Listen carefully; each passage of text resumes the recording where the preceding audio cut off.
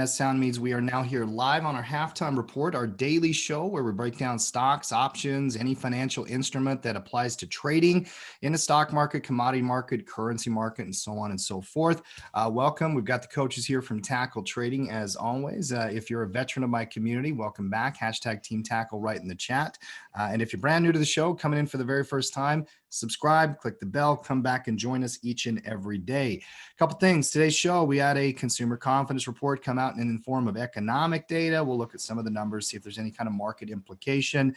Got new stimulus discussions happening. The Democrats actually released some of their proposal around their $2.2 trillion bill that they're going to push through the House. You have a presidential debate tonight, unless anybody's living under a rock. That is happening at 9 o'clock Eastern. We'll talk about whether there are market implications, news on JP Morgan, General Motors, Walmart, McCormick earnings, and Beyond Meat and other things here today. We're going to look at all of it, but quite frankly, same analysis that we've had for some time.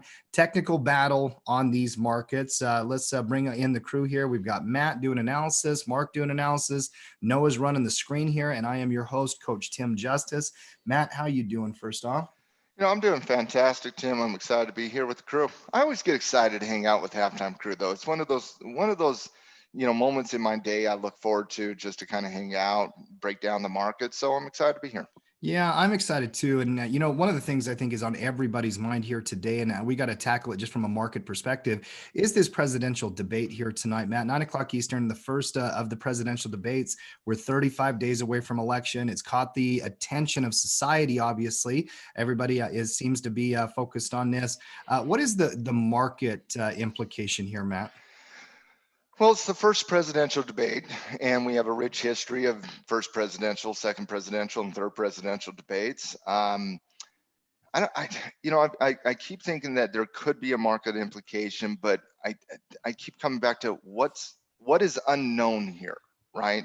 What is a question that the market has that we don't already know the response from Biden or Trump?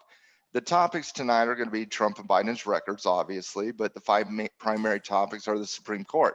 Is there any debate on where Biden or Trump stands on the Supreme Court election right now, guys? No. Okay. COVID-19 response. I think we know where Biden and Trump are on COVID-19 response, correct? Correct. Okay. The economy. Do we have a pretty clear understanding of the policies of the Democrats and Republicans at this point in 2020? I think we're all pretty clear on what they're going to do. There? Yeah. All right. Race and violence in our cities. I think we're pretty clear on where everybody stands there, right? Mm-hmm. Okay. The integrity of the election. We're going to talk about ballots tonight. Is there anything unknown there? Nope. Trump's been talking about his side for a while. Yeah. And so's Biden. I would love a traditional debate where we talk about policy tonight. I would love that. I just have the feeling it's going to be personal tonight. And I don't think that's good for Americans. I don't think that's good for Biden. I don't think that's good for Trump, but I think it's going to go personal tonight. So I just don't believe there's that many questions out there this late stage in the election, in a very, very public election over the course of the last 6 months, to have that big of a market implication. Now, when you read the political news tonight, yes, it's going to be radical. It's going to be radical. But I just come back to that. I just don't know if there's anything unknown here that's going to be a market mover. And there is some history that, incumbent presidents who are not, fresh off the debate trail and debating a bunch of other individuals through the primary season, that they don't do very well in the first debate. That's well known as well. So I just don't think there's a lot there to really have a market move. And I know what the headlines are saying today. We've all read the headlines. Mark, what was the headline saying today? Oh, headlines are back on why markets are doing anything. I said to it.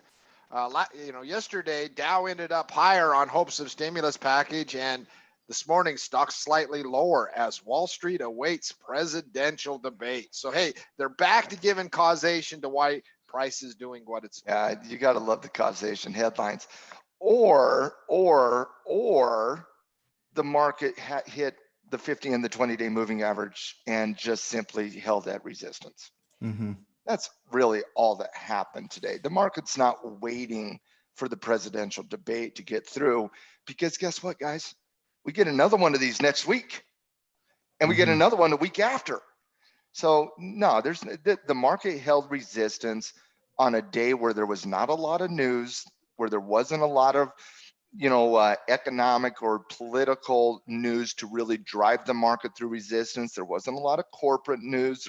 There just wasn't any type of news that really would drive the market a fourth consecutive day up. You're hitting overhead resistance, and you're hesitating at resistance. That's really all that's happening today. I saw an interesting data set out of FactSet today in my morning routine, Matt. All the headlines on the headlines, some data actually grabbed my attention. The next day after the very first presidential debate, the market was down 5 out of the last 12 times. It was up 7 times. The next 5 days, it was down like 6 times, up 6 times. The next month, down 6 times, up 6 times. Literally, the historical data over the last 60 years, the market doesn't really care about this kind of stuff. I mean, usually at this point in the process, things are known. It's very simple, guys. We as people think the market, that the presidential debates, the presidential election, who is our president, has a much bigger impact on the financial world because it has an impact on us as individuals. But the reality is it doesn't. The data does not support it. And so like you said about the first presidential debate and how the market responds to it, it's really up, it's really down. And if you went back and looked at it technically, I'm willing to bet resistance and support, played a role in that. The same data, you can go through the 2 months leading up to an election, and the same data supports the time period between the election and the inauguration. So that data historically does not give you an edge one way or the other. Again, these types of political events mean more to us as people, so we think it means more to the market, but it doesn't.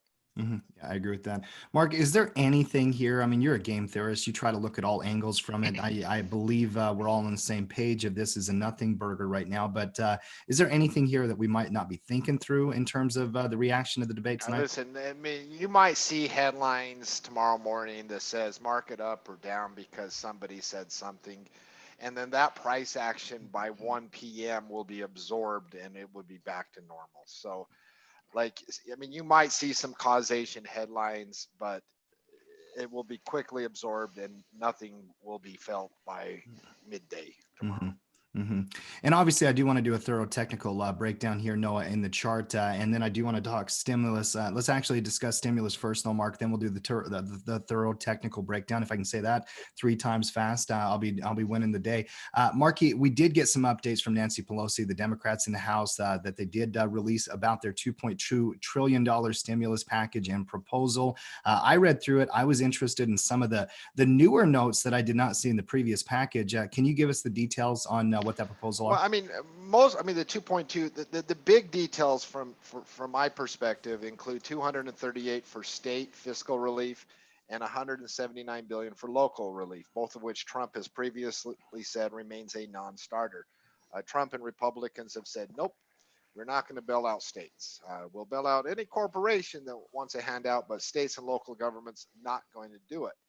And so this feels very much, and you never know, but this feels very much like the Democrats trying to have their cake and eat it too by saying, hey, we passed a measure. They didn't sign off. What do you want us to do? We tried. The Republicans kill it so that they can achieve both political objectives while appearing to try to be helping, while not caving in and giving Trump a fiscal package. Now, they run the risk of passing that of Republicans saying, all right, let's do it. Let's do it.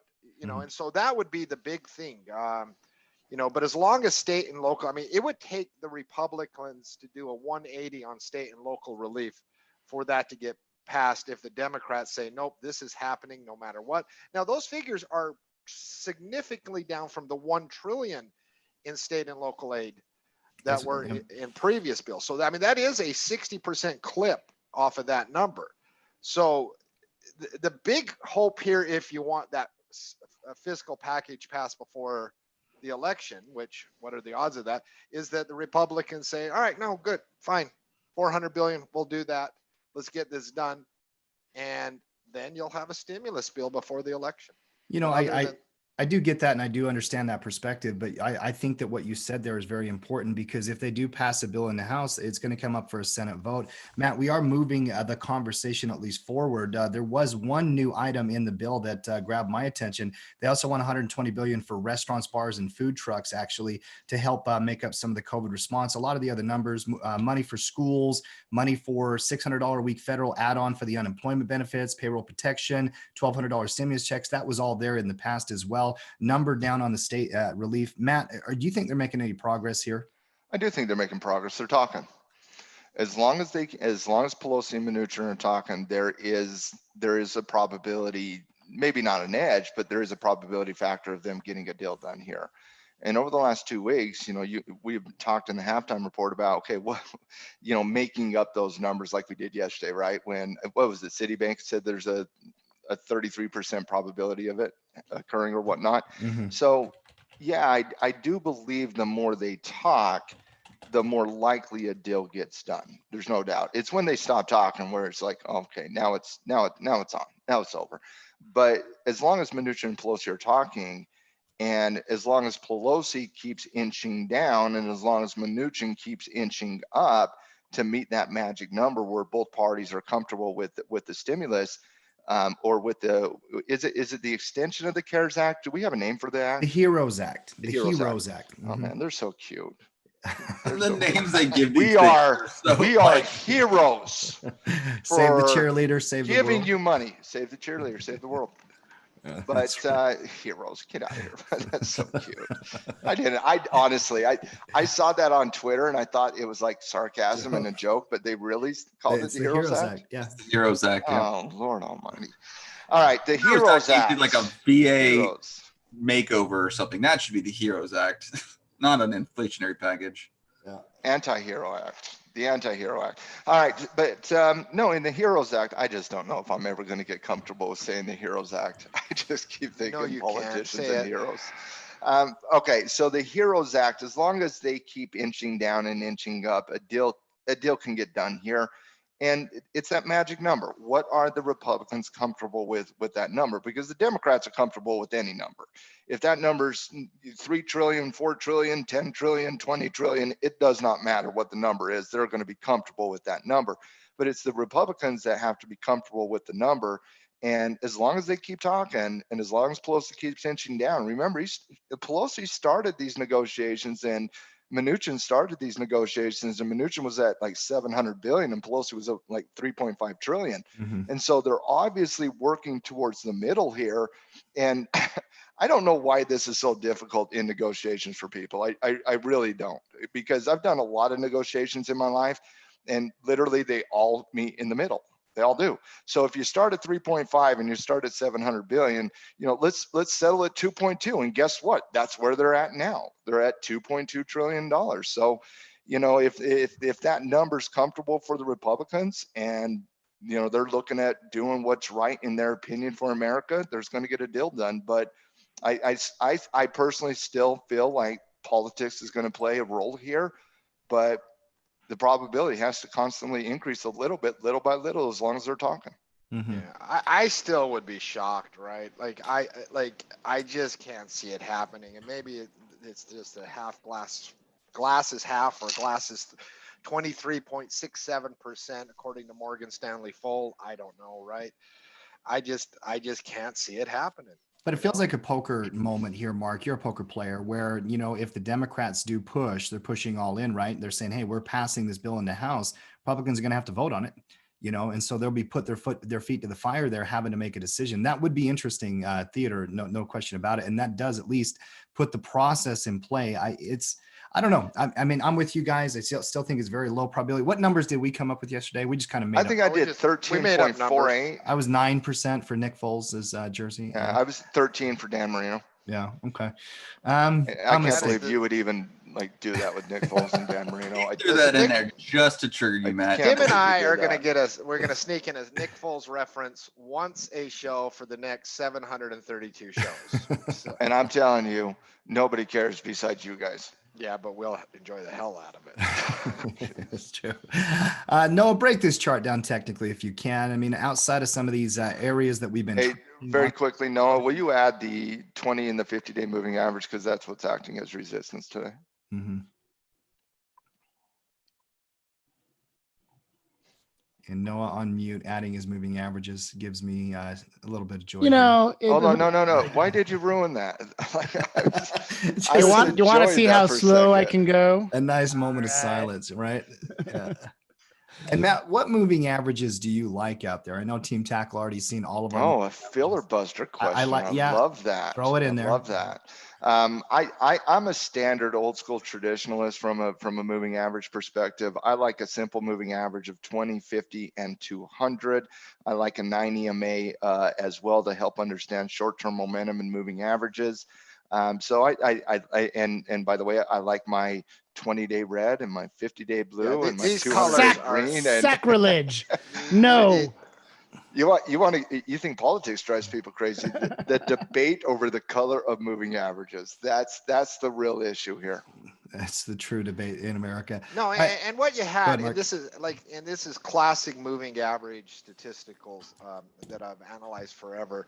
You come up to that 20 and that first, any moving average, that first test, when you haven't tested something in a while, that first test, algos come in and they just slap price down on that first test. That doesn't mean that tomorrow it can't break it or the next day, but that first test, that first time it comes up after a while, you usually find that moving average to act as resistance that day. So today's price action is extremely normal. It doesn't mean the end of times, but it does mean that, I mean, it's just normal price. Like, and you're not going to see that market headline anywhere. You're not going to see, you know, the S&P 500 comes up to the falling 20 and first test holds, right? Because nobody would know what they were talking about. But this is very normal price behavior. You know, it's just going to be very interesting because this is now the short-term technical battle for me. Can it get above that 20-day moving average? Can it fight its way through? You guys keep saying it's the 20, but I think it's the 50 that's doing the heavy lifting here. I do too. I think it's the 50 doing the heavy lifting. Mm-hmm. Well, they're both right there, right? Yeah, I know. You know, you can give credit to one or the other.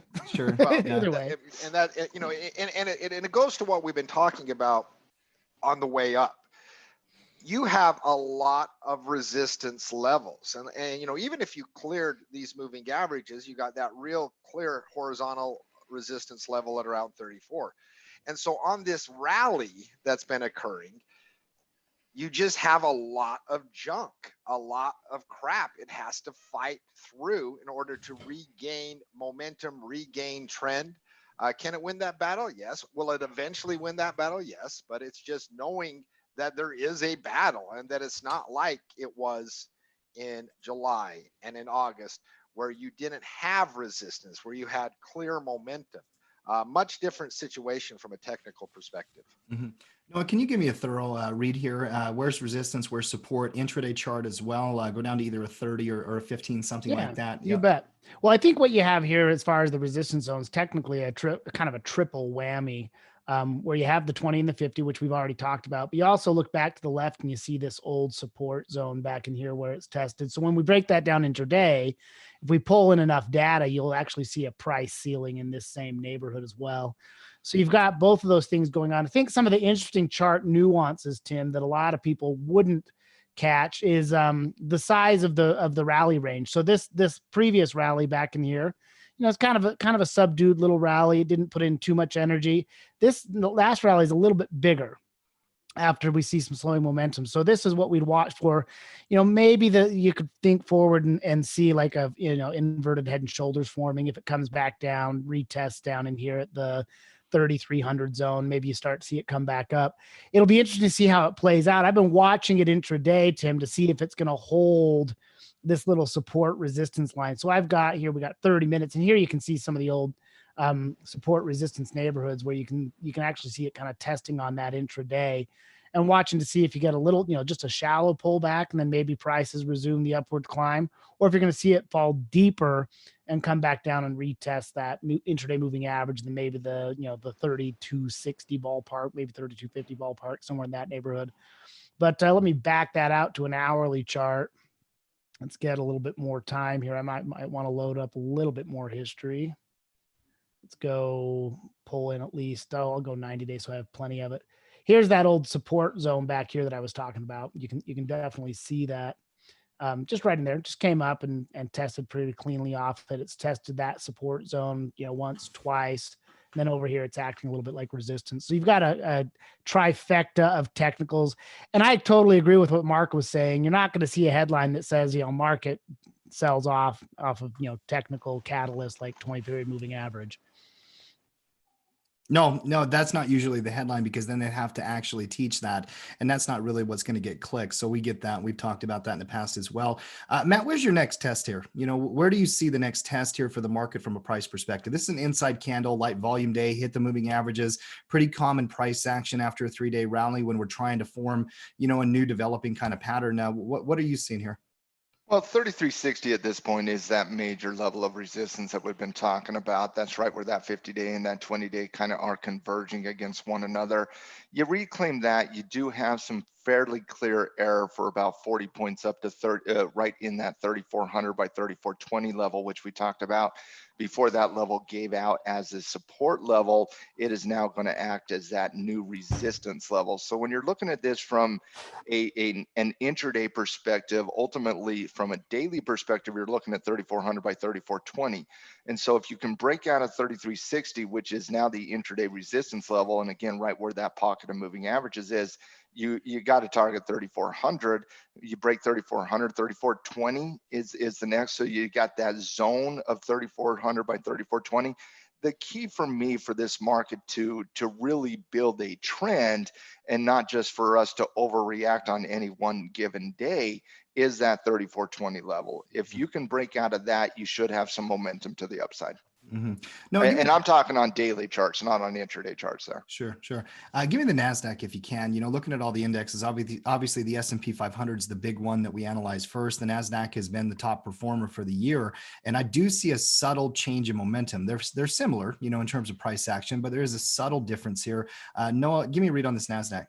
Well, very, very similar, except for we actually see the prices poking up above both the 20 and the 50-period moving average, and clearing some old resistance back in here. So you got a little bit more life out of the NASDAQ, especially, kind of compared to the previous rallies, and you see that slowing momentum. When you back it out to the weekly chart, it's really hard not to like that. Not to be, completely caught up in that little pull back down to the 20-week moving average and little upward confirmation. And I think it's just that uncertainty of the market that's the only thing that's really holding that back. Is that, we've got some uncertainty ahead of us, and the market doesn't love that. So I would imagine you're seeing some bulls hesitant to commit to buy the dip, but otherwise it's a pretty buy the dip opportunity. And kind of a big question is whether or not it can find the support. And I mean, buying support, market participation to drive that higher. It feels to me, guys, my instincts are that if we're going to catch any kind of rally, if we do get confirmation of these resistance points, tech has the opportunity here, Matt, to potentially be one of those leaders in the market. It was one of the sectors we gave an upgrade to over the weekend, a little 5-point upgrade in XLK because of some of the momentum changes. Matt, are you interested in tech here? I think everybody has to be interested in tech here.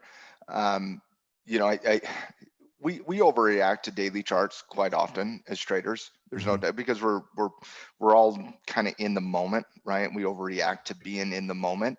But when you broaden that time frame out and you look at that weekly chart, and that's what it to me is so important, is that 3400 by 3420 level, because that's not just confirmation on the trend on the daily chart getting back to some degree of bullish behavior, but if you do achieve that, the NASDAQ's confirming on the weekly chart, the S&P's confirming on the weekly chart.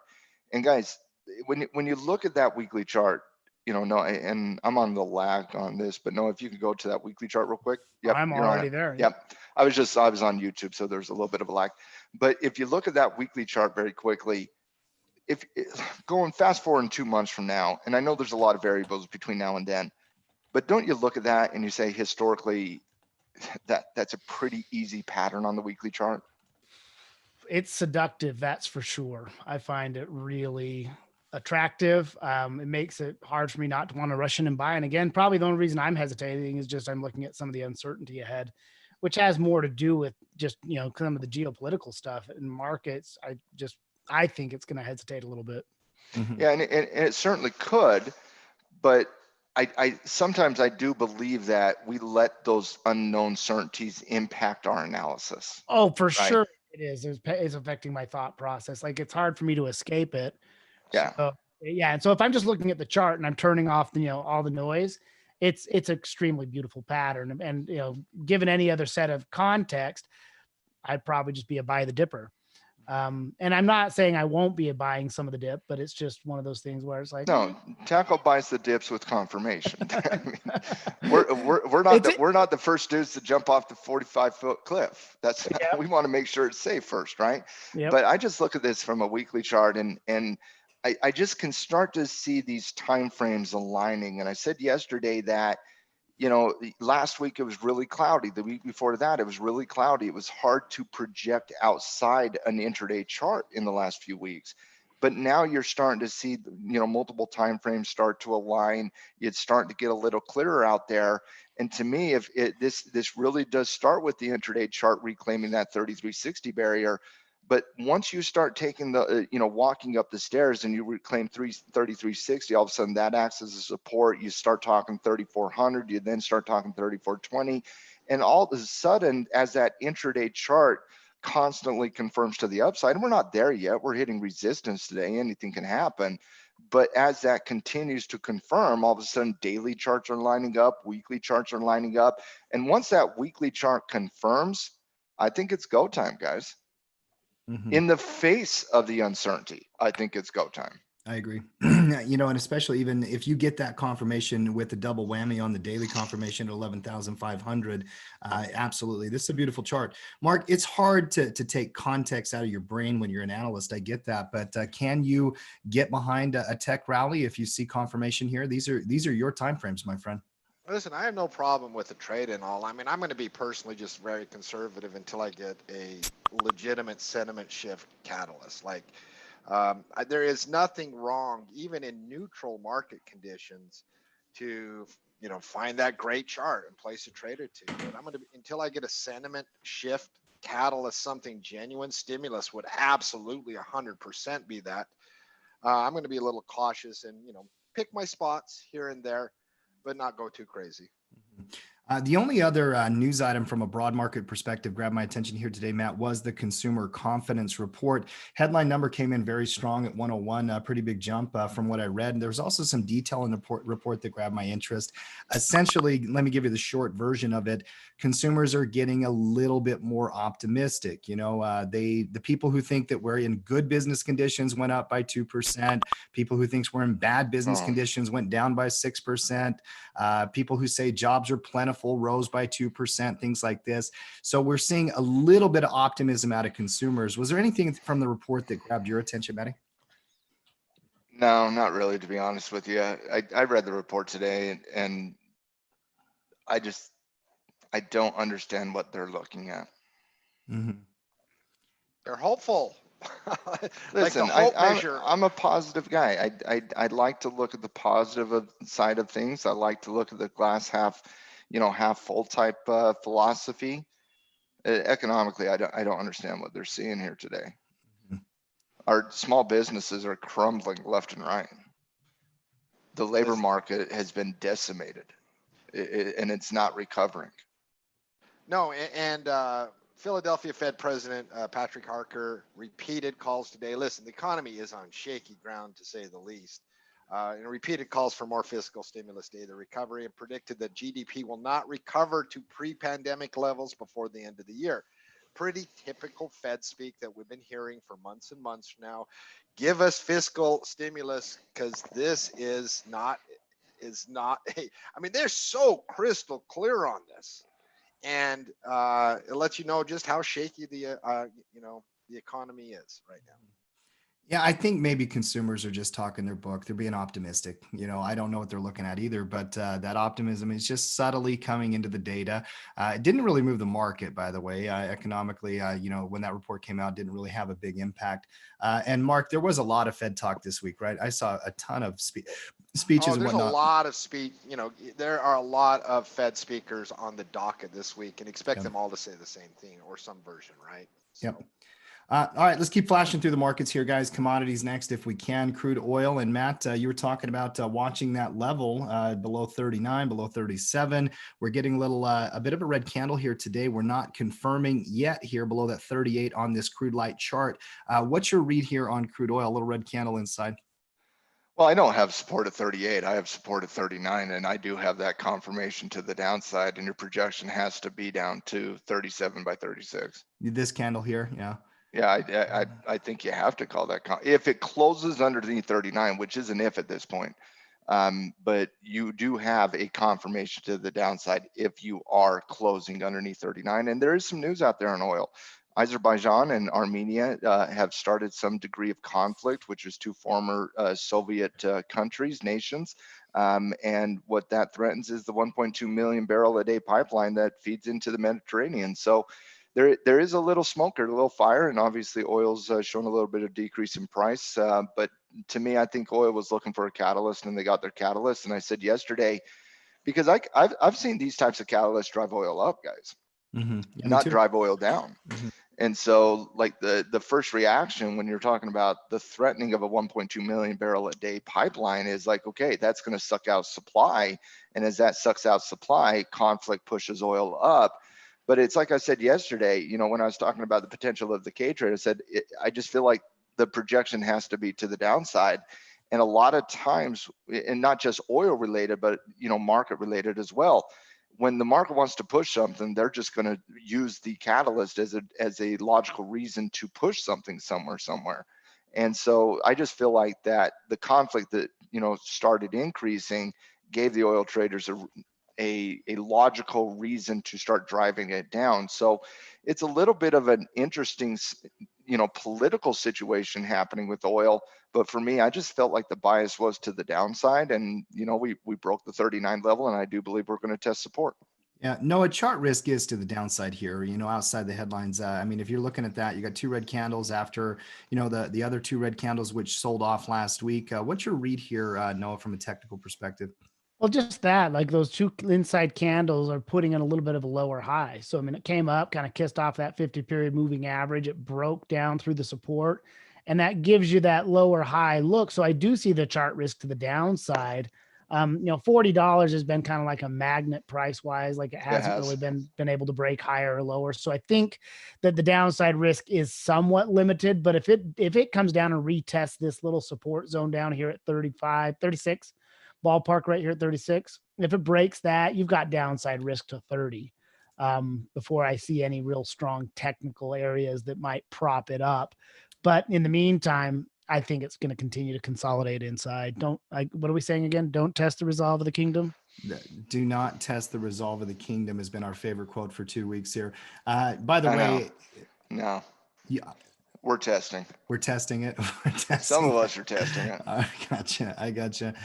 By the way, it does seem like a small move, but even from 41 to 36 would be a $5 move on a $40 product market. That's still 11-12%. So maybe a little bit of action coming back into oil here, guys. I haven't traded oil in a long time. A swing trade from 39 to 36 in oil is a fantastic short-term trade. Yeah, it's a fantastic short-term trade.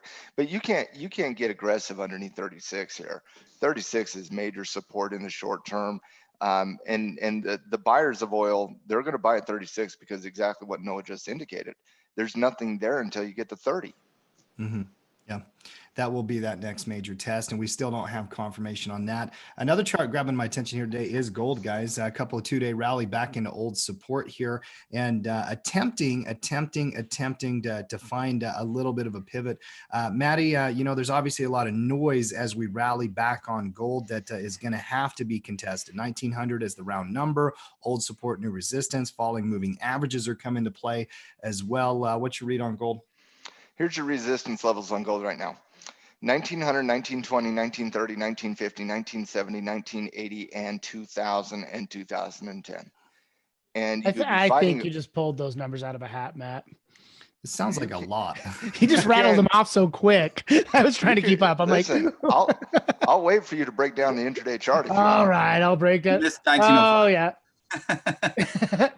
1920, yeah. What did you say again? 1950. 1900. Yep.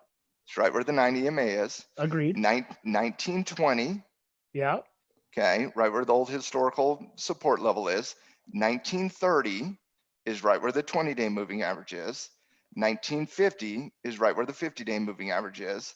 1960, 1970 is right where the old historical resistance level is.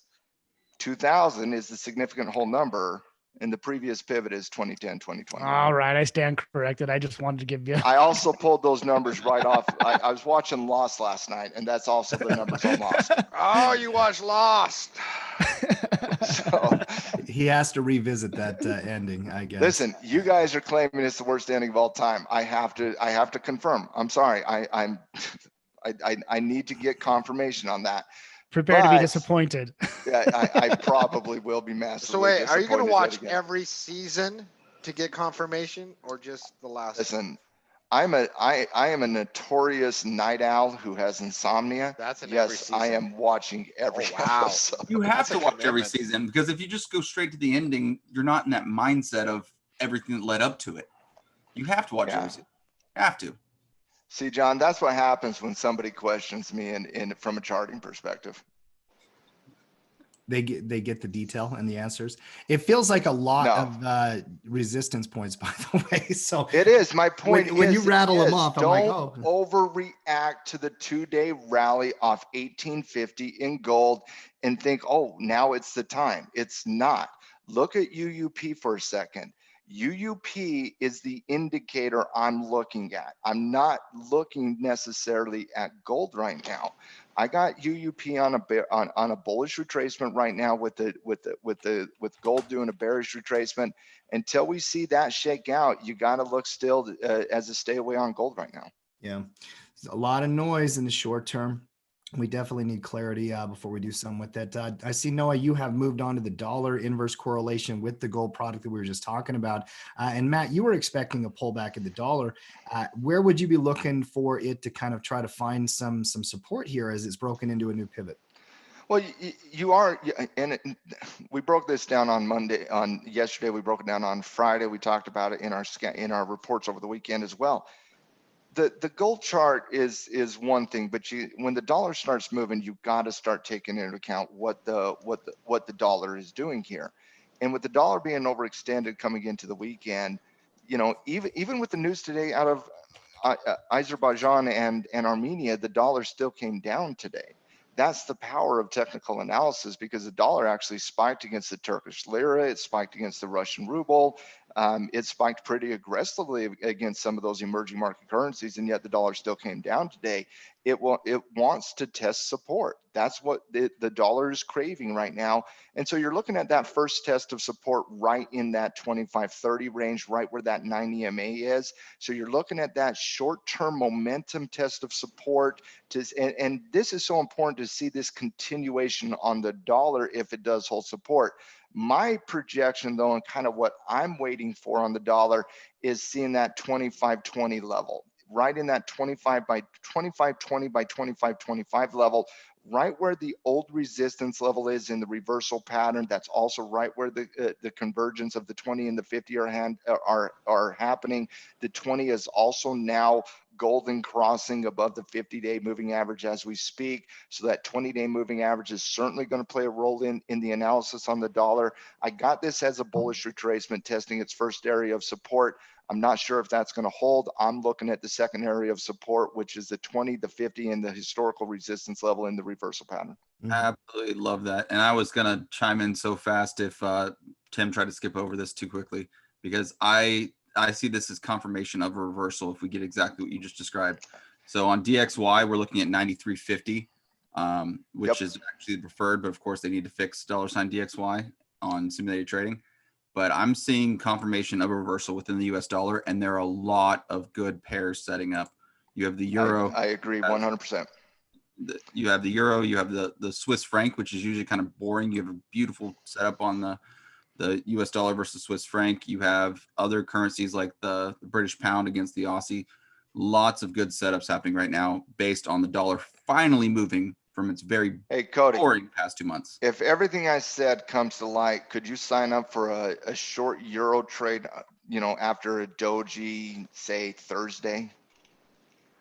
I could definitely sign up for that. It's, I mean, take I a get a look at the doji euro tomorrow dollar in the chart for a euro- second. Yeah, if I get a What do you want to see? Euro dollar, please. Oh, look at that. That looks like a kiss of death for me. Yeah, give me a doji right there around $1.18, maybe $1.1750. 17 and a half. 17 Yeah, and a half. 1750. Yeah. Give me Basically, it's a mirror image, but if you look. Oh at yeah, it. but it's Yeah. just easier to analyze on this chart than it is on the bottom with the UUP with the gaps. But I'm with Cody here. With what the dollar is doing, and it's actually behaving very consistent technically right now, which is not always the case with the dollar. Cody, you know that as well as anybody here.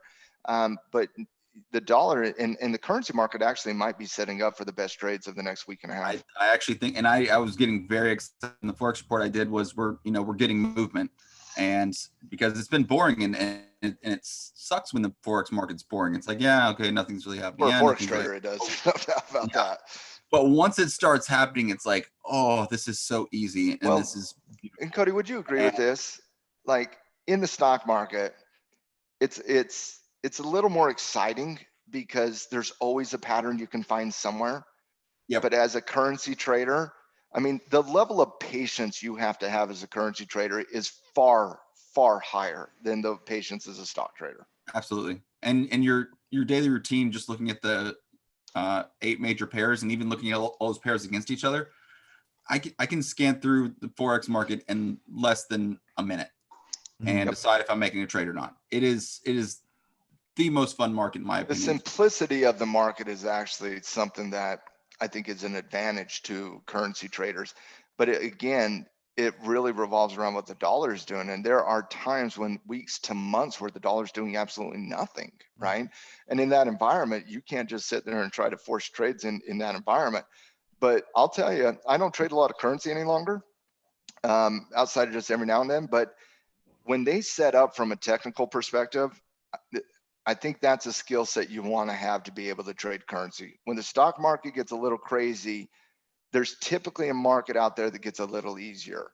And that's one thing I do love about having the skill set to trade currency is if the stock market wants to be stuck in the mud in the next week, but there's a dollar setting up, I have the ability to go somewhere else. Mm-hmm. I agree. Meditation is so important in currency trading. It's so important. That's absolutely true. And having that patience, and I've talked about, going fishing, like, literally, like, don't force trades in the Forex market, but when you get them, I'll reel that puppy in. Well, and I kind of see Bitcoin in the same way. If you want to go back to, if you want to look at Bitcoin a little bit, I don't actively trade Bitcoin, but over the course of the last few months, I've been increasingly getting more, just personally, a little bit more interested in Bitcoin, not crypto in general, but Bitcoin, and if Bitcoin's really market dependent right now, but when you start to see setups, I think you have to be willing to take action on it. And I know it's fading a little bit today, hitting resistance, but I still like Bitcoin above 11,115. Mm-hmm. Check out the positive correlation on that Bitcoin, Matt. I just threw on that little pot because we were talking about how it's hovering up there towards that 100% number. So, I mean, its correlation is strong. I'll bet you if you put on the NASDAQ, the correlation might even be a touch stronger. I bet you're right. Probably, but they do just, and it's not always the case with Bitcoin, right? It's not always been the case, no. But it does feel that way over the course of the last 2-3 weeks that Bitcoin, ever since the market started trending a little bit to the bear side, 3 weeks ago, Bitcoin's been trading right with it. Mm-hmm. Well, it's kind of seen as a risk-on asset, right? I mean, I think that correlation has definitely become apparent. And Mark, is that stronger, Noah, or it was? It's definitely got more data above the zero line, so I would say that is pretty strong positive. I mean, you can look back here historically; it's not like it's all over. But the SPX was just as strong, though. Yeah, it's about as strong. Well, and you got to just come back to the S&P and the NASDAQ are correlated, so the data set's not going to be that different. I know theoretically it makes sense for Bitcoin to be more correlated with NASDAQ, but I believe historically it's more correlated with the S&P. Well, one way or the other, watching Bitcoin the way that I do, I'm watching that resistance level, looking for a breakout. If we catch it, I think there's clean air there, and it will probably be correlated if the market got 900 points of clean air. Yeah. And Bitcoin, love it or hate it, it can do 900 points in a day. It can fly for sure. Yeah, it can definitely fly. How All do you right, guys like when people say love it or hate it? love it or hate it, doesn't bother me at all. It is what it Yeah. is. Uh, It's a Yeah, there you go, universally buddy. I see what you understood. did there. I see what you did there. That's a universally understood statement by this point, right? You know, love it or hate it. Love it or hate it. Yeah, love it or hate it. It is hesitating at resistance, needs to catch a breakout. But if it does, you've got some clean air there. Yeah, but nobody Hesitating- ever says love it or hate it on Apple. No, but Bitcoin for sure. They do it on Bitcoin. Yeah. Food. They do it for on sure. gold. Movies. Yeah. They do Lot- it on gold. They do it on commodities. They do it on currency. I don't see them do it on a lot of stocks out there. Yeah. Well, speaking of stocks, let's move into some stock news if we can and discuss things during our stock talk section here. By the way, if you're watching our show right now, you're enjoying the content, give me a thumbs up. I'm looking for 50 thumbs up. We got 43 right now. Got the 2 thumbs down. Usually that's at least 1 misclick, but if it's not, c'est la vie. Let's get the people who love the show to get the word out there. Let's promote it. Hashtag Team Tackle in the chat. And one thing I like to do at least once a week, I enjoy this. It's a personal thing for me. Just post in the chat where you're watching the show. Is it down thumb, love it or hate it? Is that the same? That might be the love it or hate The it. love it or hate it? We got 43 loves right now. So yeah, Oh, so we got 2 hates, 1 for, okay. we're fighting that trend. By the way, post in the chat where you are watching the show from: Cleveland, Ohio, New York City, Mexico City, wherever. I'm out here in Salt Lake City. Love joining you guys with the crew each and every day. Let's talk stocks. JP Morgan first, if we can. Last week, we brought up a story that was hitting the headlines that JP Morgan was settling a dispute over transactions that they made called spoofing transactions. If you're a market professional like we are, we track it, we know what spoofing is. There's no dispute. Essentially fake orders. They cheated the market. Yeah, they cheated the market for a very long time. It took the government here quite some time, Matt, almost a decade to get this thing to a resolution.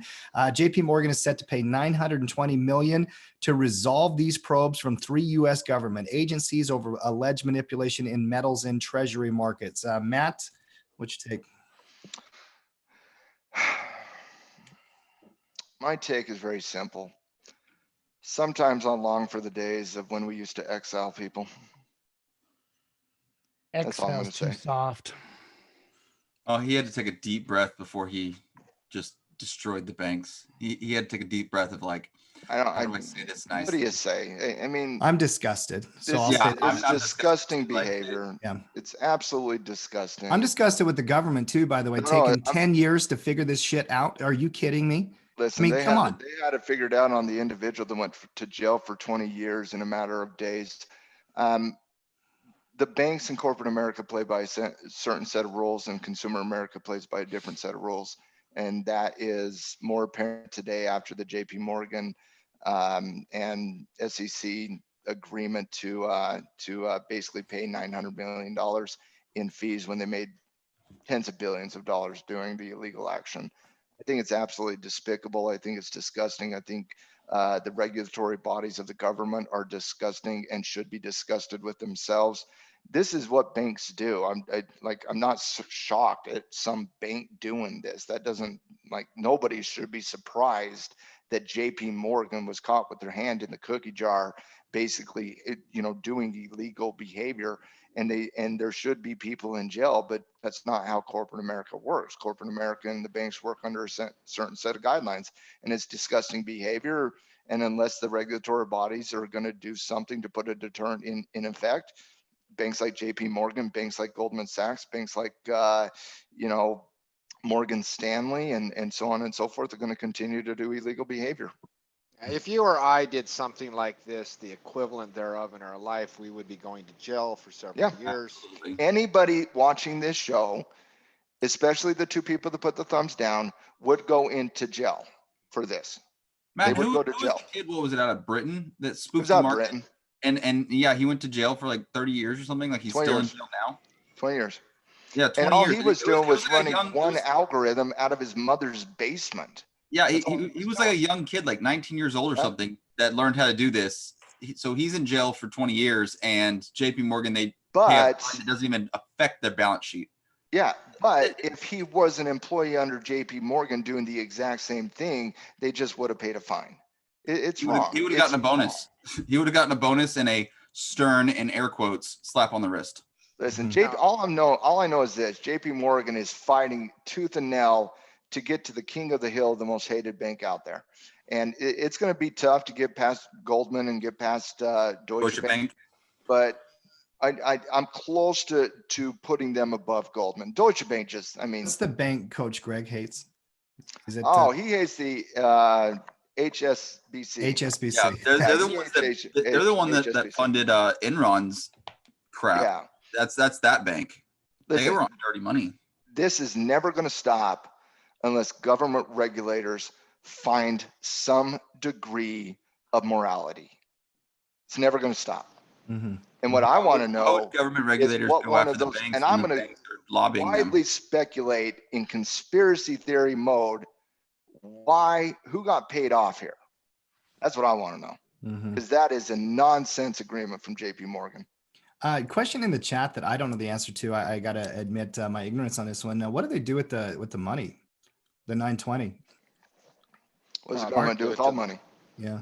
Probably Go go in to the- the treasury. Yeah, Probably just goes get to the Treasury. treasury and get split Yeah. wherever it needs to go. So really not resolved for the people that they victimized on this. Exactly. Yeah, Oh, there's no. no actual payback to the money that they stole from these people, and they probably made billions on it. And they got fined almost 1 billion. That's why it's just a slap on the wrist. Like, hey, bad for doing what you did, but behind the scenes, JP Morgan's thinking like, hey, good job, you made us a lot of money.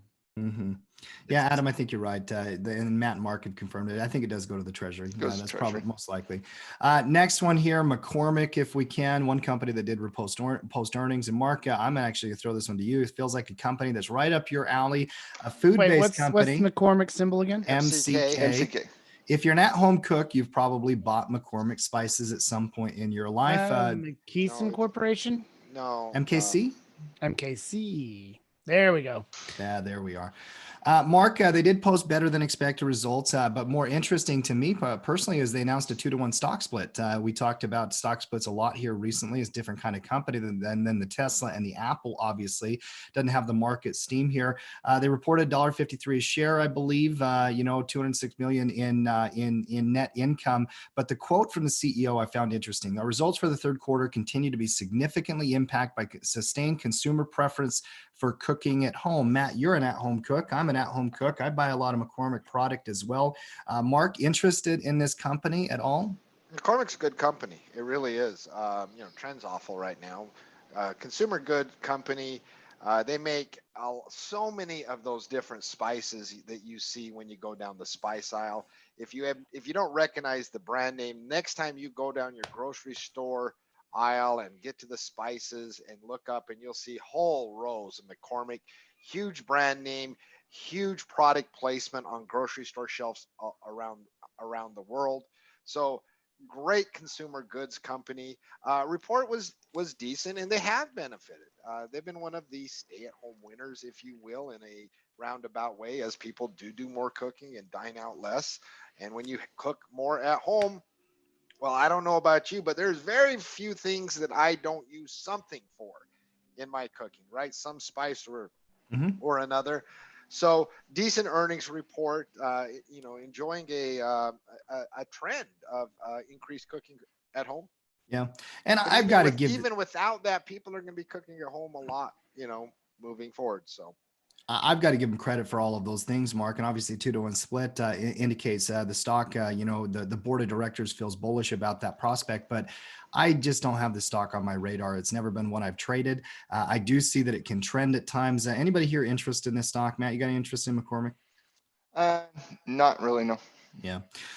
Next one here, General Motors, if we can, the ongoing saga with Nikola. There's also your daily Nikola update. This one's not good though.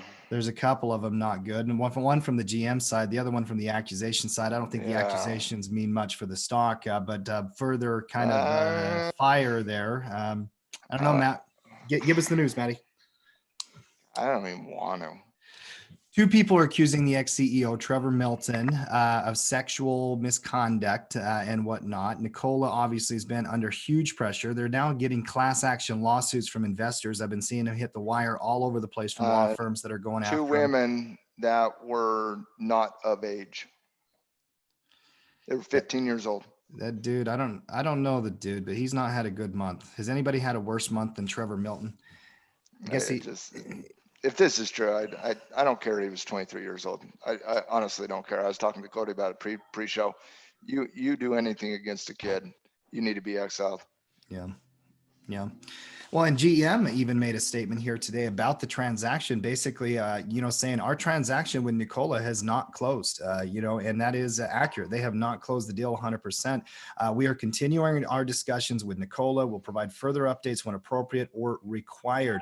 Mark, this has been trending terribly for Nikola for quite some time. GM kind of feels like they're in a situation where they may not have to take this deal as well, but I still like what GM has been doing, by the way, strategically as a company. Mark, what's your read here on these two companies? They're in the news like every single day. Oh, it's not literally. That's not even hyperbole. I think we've had a Nikola update for like 10 or 11 straight days now.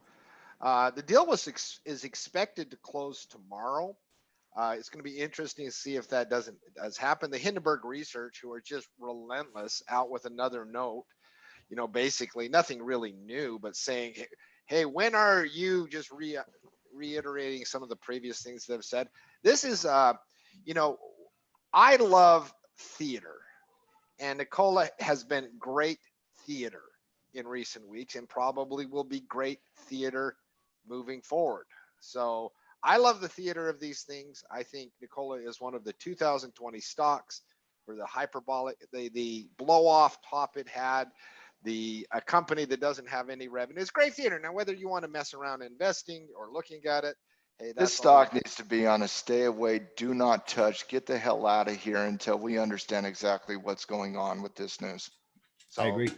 We have no clarity. This stock should be absolutely demolished if this news is true. Like Nikola defines spec bet if there ever was one. So. Because that's all you're doing. Listen, you're gambling. I understand a lot, and I'm willing to forgive a lot. I will never understand any harm to a child.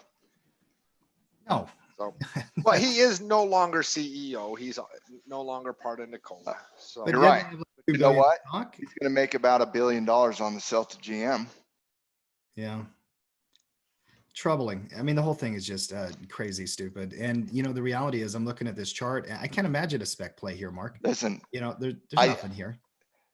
Until we see if these accusations are true in any capacity, I just feel like Nikola is a completely stay away. And I don't even want to bring it up and give it any type of justice on our halftime report, to be honest with you. Yeah. All right. So Nikola will now, and that is an absolute, listen, I mean, there's a lot of people, there's thousands of things we can talk about any given day.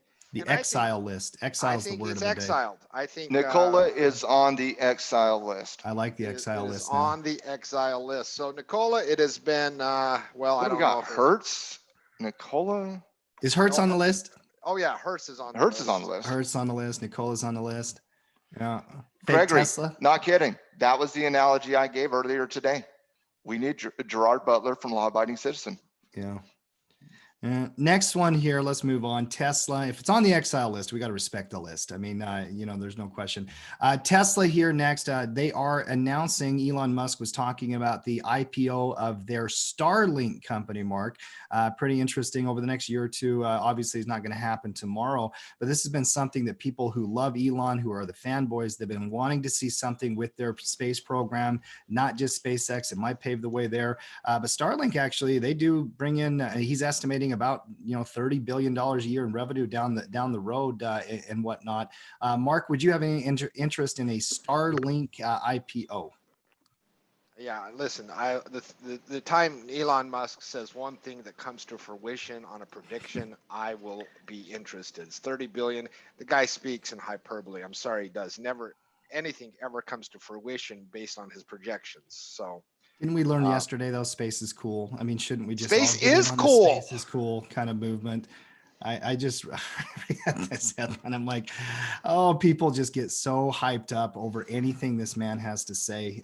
You cannot get the fanboys off of him. From a chart perspective here, just while we're on Tesla, interesting little triangle. I hate triangle patterns. Matt, why do you guys hate triangle patterns? What is it about triangle patterns? For me, it's very simple. It's the visual representation of resistance or support. and it just, I've talked about this on the halftime report before, but I do have a tendency to overanalyze things, and Tim probably knows that more than anybody. I overanalyze absolutely everything. I dive into the detail of everything, and it drives Tim crazy. But I can't overcome my own limitation of looking left to the chart. And so when I see that left side of the chart, and I see overhead resistance fairly tight at 450. I just see too many scenarios. So and I've said this many times, it's not that triangles are bad patterns. They aren't. They can be very explosive patterns, no doubt. They're just not my personal cup of tea. Yeah, I mean, I like what Nicholas says here. You know, one man's triangle is another man's ugly W.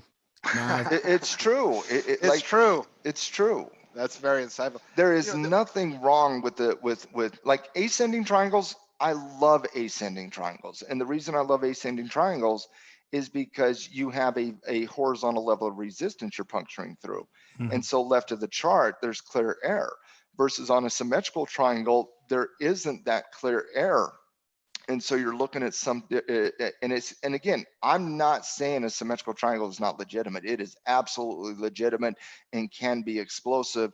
And for people that love triangles, they're going to love those setups like they're seeing on Tesla. But for me, I overanalyze the 450 zone way too much. Mhm. I don't see the ugly W. I think that's trying to see I glass. see the triangle. I got mean, a pretty clear picture of a triangle. well, yeah, no, there, but you drew that right side of that line higher. So Yeah, you know, I can see what I see. You see what you see. We'll get there Uh-huh. from here. I get it. Confirmation bias. Yeah, pretty much. Yeah, I hear don't today. know if there is a more polarizing stock than Tesla. Like, you know, so you are going to see what you want to see, right? It is polarizing. There's no question about it. Been that way for a long time. One, other company grabbed my attention here today, guys, is Walmart. You know, Walmart's been in this TikTok bid deal for, presumably, I think the TikTok deal was going to be somewhere between 20 and $30 billion as well. But they decided to splash money in another direction here. Walmart's in talks with Tata Group, the Indian car maker, for potentially a $20 to $25 billion investment. But yet this one makes no types of radical headlines like the TikTok deal does. This one, it might actually make them money as well, Marky. I thought it was interesting, and I'm interested in Walmart here above 140. The fact that it's in the news so much recently and we're waiting on resolution, Matt, does that make you hesitate if you do get a trigger there on that 140 level? No, you should not hesitate on 140 on Walmart. I think it's a good setup. And no, we talked about this yesterday. When the market sells off, and this market has not been an aggressive sell-off, but when the market turns bearish after a fairly consistent bullish uptrend, you're going to see almost everything in the market initially react to the same degree, because everybody who is investing in Walmart or Apple or Microsoft or whatever it is, pick your stock out there, they're going to initially have the same degree of fear, which leads to panic, which leads to selling to a certain degree. And so you have, and then what happens as the market starts to separate itself, you start to see strength versus weakness in the individual components of the marketplace. And what you're seeing right now after the market it has now formed its bearish downtrend and fighting at resistance, what you're now seeing after 3 weeks in this market activity is you're starting to see separation from a strength versus weakness component. And for me, we talked about this yesterday when we were, what stock were we breaking down when we were talking about it? I think it was NVIDIA. I think it was NVIDIA. Oh, NVIDIA holding the support zone. Yep. Yeah. But you can say the same thing about Walmart here, whereas the entire marketplace, came underneath that 50-day moving average. Well, what did Walmart do? It held its support at 135. And so whereas the market broke support, Walmart held support. And so with the market now fighting to get back above the 50-day moving average, if that does occur, well, what does Walmart do? Walmart breaks above that pivot right there, right underneath 140, reclaims that, the 20-day period moving average, and now you got clear error on Walmart. So for me, these types of stocks, once the market does confirm, especially on that weekly chart, the stocks that held their support levels when the market broke it showed strength in weakness I think those are plays you got to be looking at right now. And then, so yeah, I do like Walmart here for that purpose. And the specific trigger, whether you're triggering above that 139.20 pivot, or whether you're triggering above the 20-day moving average right there at 139, or you're waiting for 140, that's up to the individual trader to see, okay, how aggressive do I want to get on the trigger? Ultimately, I do believe 140 is the confirmation, though. Mm-hmm. Mm-hmm.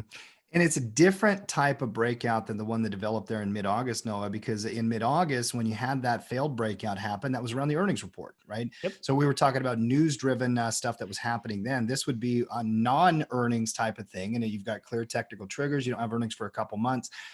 Wherever that exact penny is, Matt, that somebody decides to trigger on those levels. No, that's always up to the individual trader, because remember, when any trader, I don't care if you're watching the halftime show, the coaches show, the traders lounge, watching our reports over the weekend, or anybody else out there that does, market related content, when they put a zone at 140, it's a zone of resistance. It's not a finite number. It's a zone around that level.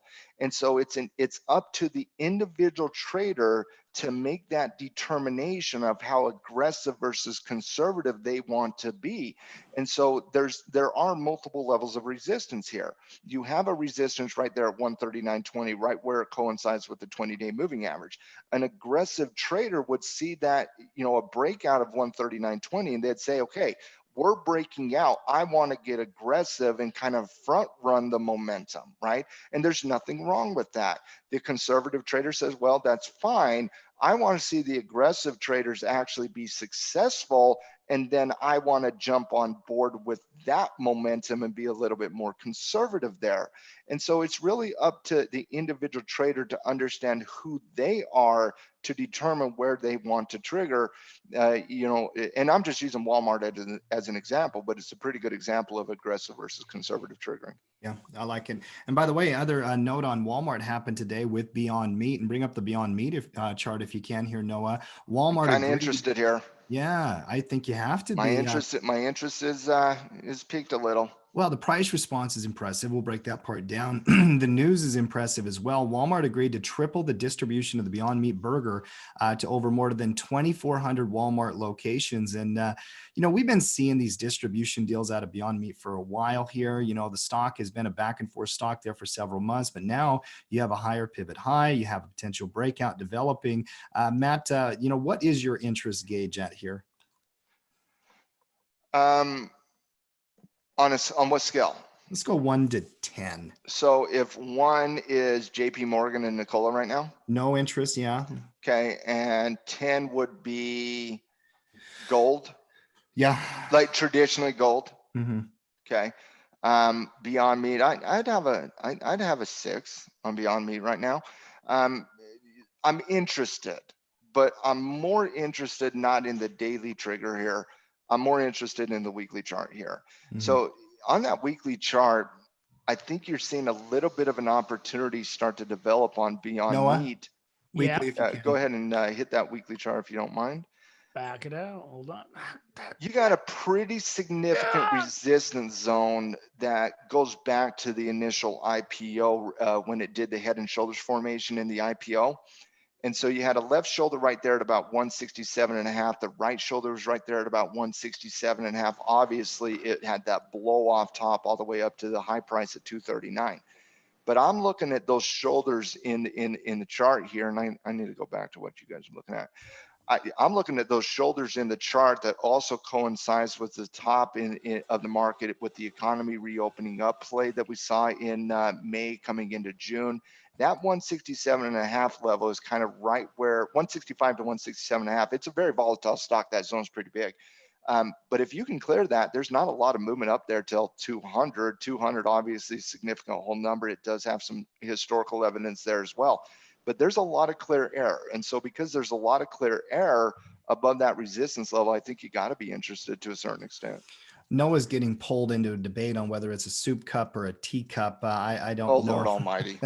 I don't know what kind of a teacup. I mean, that's crazy talk. You don't put soup in a teacup. Listen, my teacup That would be my version of a teacup. Let's just put it like that. Yeah. My teacup's big. Marky, 4 weekly gains in a row, pushing towards resistance. Historical levels in play here, and the weekly chart looking like there's Especially in face of the market, guys. Yeah. What's the market been doing in the last 3 weeks? Mark, what's your Beyond Meat interest? always has almost zero correlation with the market. It really does whatever it wants to do. It does what it's the Roku wild child. It just does what it wants, like whatever. So, all right, what's let's my ask, interest what on about this, you Tim? guys? I put it as a 6 based on the clear air weekly resistance breakout potential. Dude, Beyond Meat's valuation makes Tesla look like Nobody a value cares about stock. valuation right now. You know, Do you have any interest on the breakout on the weekly chart, Chucky? I do not. Okay, I, no, li- see it. I like the get it. I volume see on it. the breakout. I just don't. I like the volume on the breakout, but I still might, if I were to play it, I'd probably do something less aggressive on it, like a credit spread down below. like a support. bull put. Yeah. So you'd be doing more theta, take advantage of the theta, give you some range, deal with the volatility. I like the idea of fixed risk. I would go the opposite side though and think debit Bull spread, call. Noah. Yeah. Because I like the delta type play. Because if you're going to be right on Beyond Meat, I mean, it can fly, right? So I'd want to have a little bit of reward to risk set up there. I'm a 7. I love the breakout. I like the volume, and the weekly chart is beautiful. So, All right. So Noah, what did you give it a number? Oh, I didn't give it a number, but based off of me saying I'd rather do a credit spread, that probably puts me at like 6.5. Yeah, about 6. And that's kind of where I was at too. A little bit of a slightly bullish type lean on it. Team tackle. Screenshot just like before, and then add Ron got- Lee. Hold on. Let's just listen So to his Cody for email a is second. literally just RLI at alohatalks.com. Uh-huh. Add him on that message. I like it. That's great advice. It's not quite a Leslie Nielsen At moment. alohatalks.com. It's all we need to do is have him go to the bathroom. Oh, That's a that could have Try to been get that so fixed much fast and awesome. worse. That way you guys don't Oh, I'm gonna mute if I him. was a kinder soul, I would have muted him. I muted. All right. Yeah. No, I think there's some interest here, one way or the other. And And let's Mark, ask team tackle. Team tackle scale of 1, Nicola, JP Morgan, 10 gold. Where do you put your interest in the weekly breakout, clear air philosophy, bull put or bull call, some type of fixed risk strategy on Beyond Meat? You guys don't have to wait for the answers. It's 20 seconds. I'm watching the LOLs and the LMAOs. I think people were enjoying the Cody moment there for a second. I was enjoying the Cody moment. That could have gone sideways real. Oh, no. If it would have went sideways, I would have muted it. I had my finger on the button, but it was just, I knew he was talking his business for a second. He was geeking out on his medical business, but I didn't even realize I was unmuted. I do appreciate whoever. Cody. Oh no, we didn't mute you. What are you talking about? Oh, well, I looked Well, up. I mean, eventually we muted you, but after we listened to a few minutes. No, you didn't say anything, Cody. You didn't say anything. A lot of there's 6s and 7s. I think a fixed risk strategy. Say that 3 times fast. Makes sense here. Mm-hmm. Yeah, I do too. Some type of bull call, bull put. Mm-hmm. Get a little theta if you want to take advantage and get some range. Offset risk with the bull call. What is the implied volatility here, Noah? Give Too me the much, option. whatever it is. It's probably extreme, right? So if you did decide to go to the bull put side of it, you probably could get 80%. I'm guessing you can get a lot of cushion and a pretty decent little ROI premium. Oh, team tackle's more bullish than the coaches. Yeah. 8 for Swin, 8 for Eon, a lot of 6s and 7s as see well. Yeah, I see it as well. I think it's not. It doesn't have the cleanest trigger, and that's why I like a fixed risk strategy here. But yeah, I think it's got to be, especially based on the news today. That news on Walmart's pretty decent. Mm-hmm. News that is not decent, a little bit concerning. I'm not sure if there's anything there, though. I'm interested to get you guys' take is on DraftKings, Penn, anything around gaming right now, gambling, I should say. Marky, Tennessee Titans tested positive. There's a few of them, I believe. 3 players, 5 personnel tested positive for the COVID. Tennessee and Minnesota have both suspended all in-person activities for a few days. Minnesota played Tennessee this last weekend. I don't remember who won that game, but COVID in sports, this is one of the things that is one of those things we knew. It was just a matter of time, how the NFL responds, how the Tennessee Titans responds.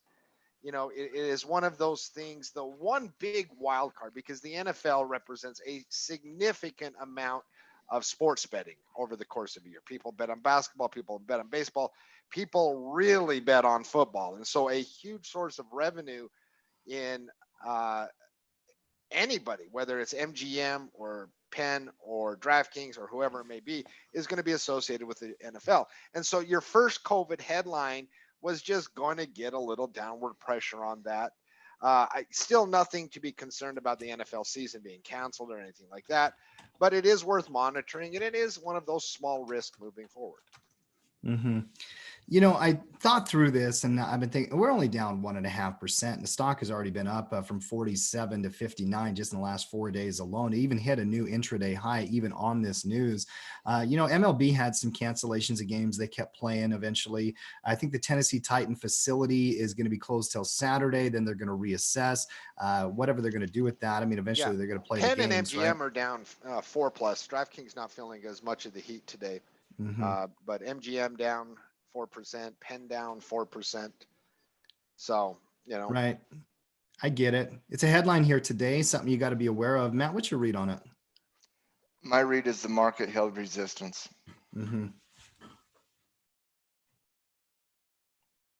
Oh, you thought I was going to say more? No, I just Well, I like moments That of is all. silence. Awkward silence. That is all. It's one of my favorite things, but it did hold resistance. And even the DKNG, I mean, it was pay range up, you know, so we're hesitating on a news item.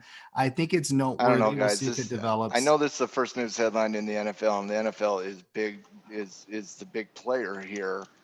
But guys, Major League Baseball had bigger outbreaks. They kept playing ball games.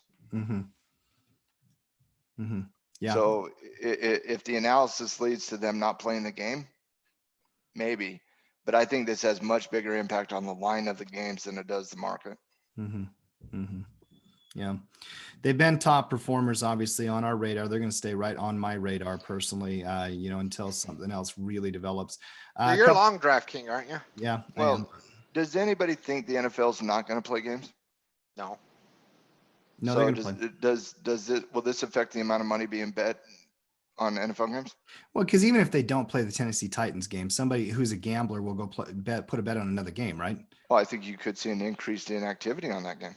Yeah. Actually, they'll probably remove the line is what they'll probably do. Yeah, that's pretty standard when Yeah. there's like a quarterback injury, like in college or something, or even the NFL, they'll remove the line for a few days. Two more quick ones for me here. Papa John's PZZA. We know we like our Domino's pizza, been a top performer. PZZA has been in the news here for quite a bit of different reasons over the last couple of years, but actually they've been improving their same store sales here. 6 months in a row, they've had double-digit sales. You've got a deep retracement here from 102 all the way back down to 80. Now developing a little bit of a hesitation, you know, down here near support, trying to form some support here. Marky, the numbers were good on comparable sales from their same store sales numbers. Oh, they were excellent. Excellent. Like, listen, people have been buying a lot more pizza, like in the pandemic. I mean, think about your own personal consumption. I'm obviously not 100%. I've ordered more Domino's. That's my go-to, but everyone has a different favorite pizza place. You know, the contactless delivery that these companies have been doing, the speed, the thing. People, I mean, the pizza was up. I mean, that was a huge comparable same store sales. So nice little support level formed there. There could be a reversal pattern here developing in the coming weeks, because I thought that was I mean, those were outstanding numbers on the same store sales. Even if it does, though, that pattern is going to take some time. I mean, when you're down here and you've got you're below moving averages, yes, you're trying to develop support, but that can take some time. If it happens and you start to get back above some of these levels, I do think there could be some interest. You know, good note, good sales note, but let's wait for the chart to confirm on that. And that's all I got, Mark. Hold on. Yeah. Okay, talking about like Papa John's real quick. Do you guys have interest in the stocks that literally look identical to the market? Because I don't have any interest in Papa John's here. Let me think.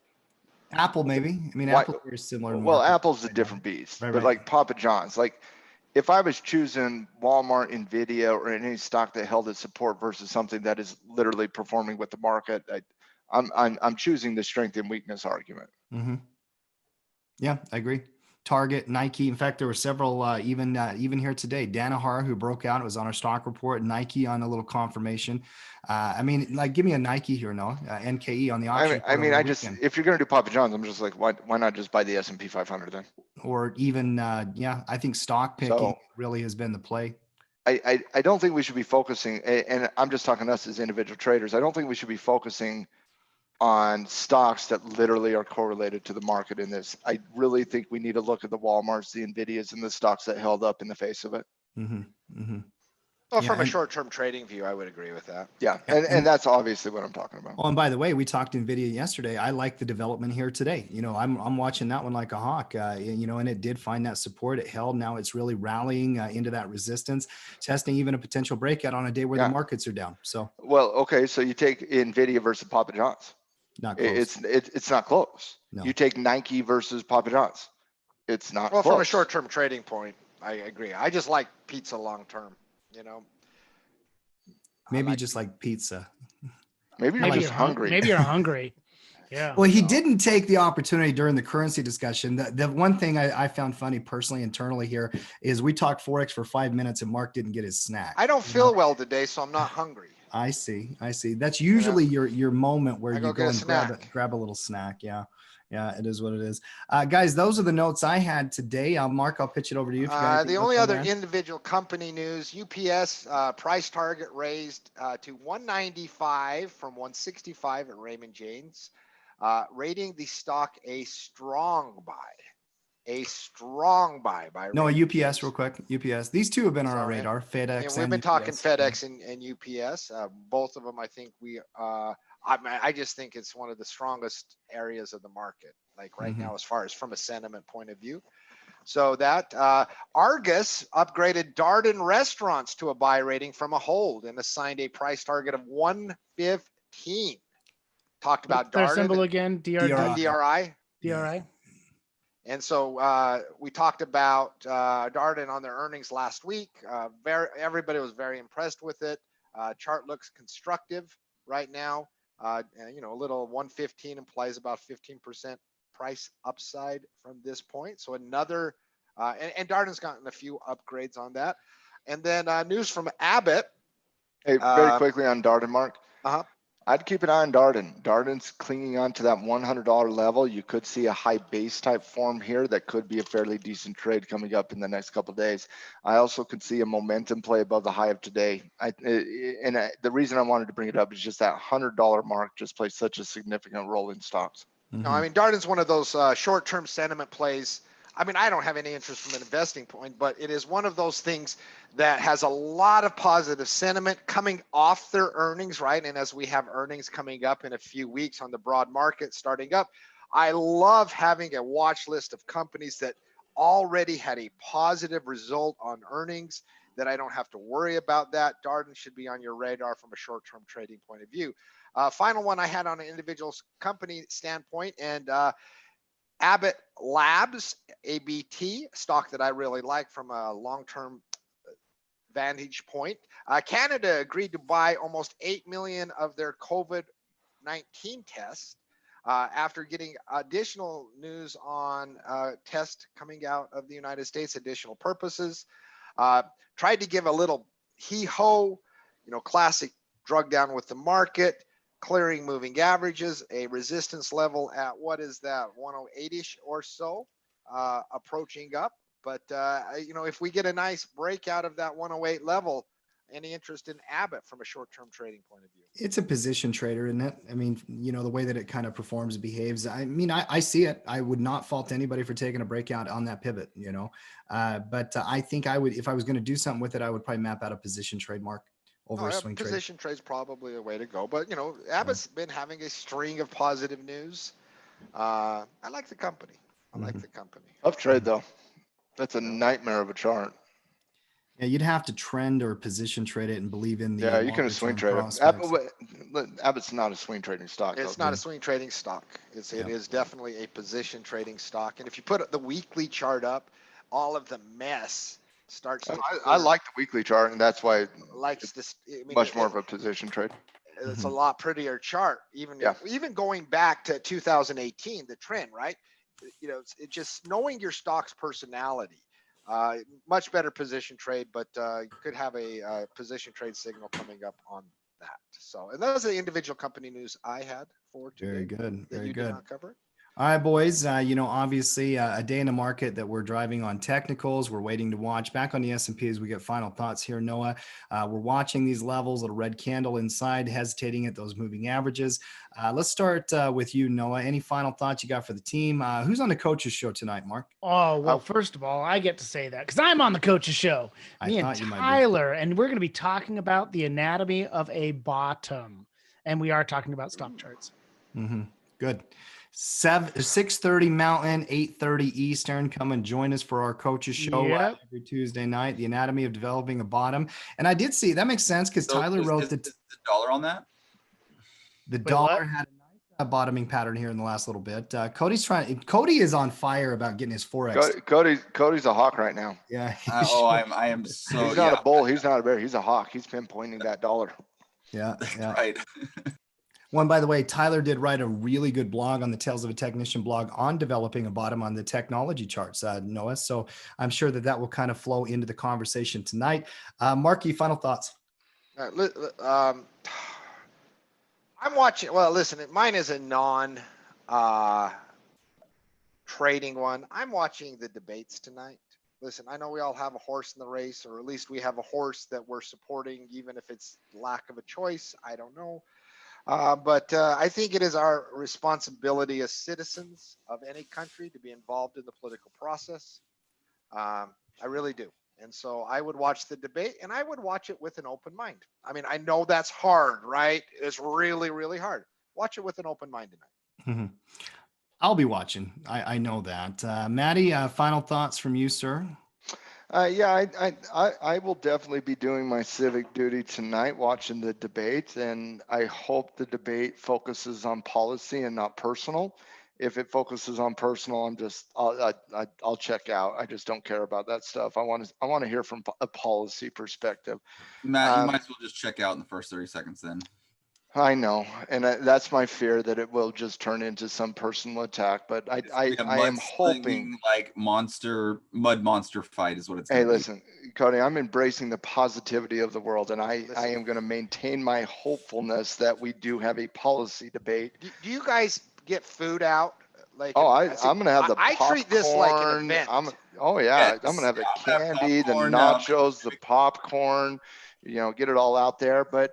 Also, we recorded the podcast yesterday, and I thought we had a very thorough conversation on, Bill Ackman's proposal for retirement of, funding $6,750 for every naturalized citizen that is born in the United States for a retirement model. And although I don't think there's one end all be all from a retirement model, I think this is an idea that we as a society should take seriously as a way to, further bridge the inequality gap between the rich and the poor, the haves and the have-nots, the 1% or the 99%, however you personally want to categorize that. And so I thought we had a very thorough conversation. I think it's an idea worth mapping out. So I hope you guys enjoy the podcast. Typically we put it out there on Monday. We had our host is a company called Libsyn, and we had some problems with the upload on Libsyn, but that is solved this morning. So the podcast is out there. So definitely go out to download the Trading Justice podcast. And if you like the podcast, the best way to help the podcast is always to help us get visibility.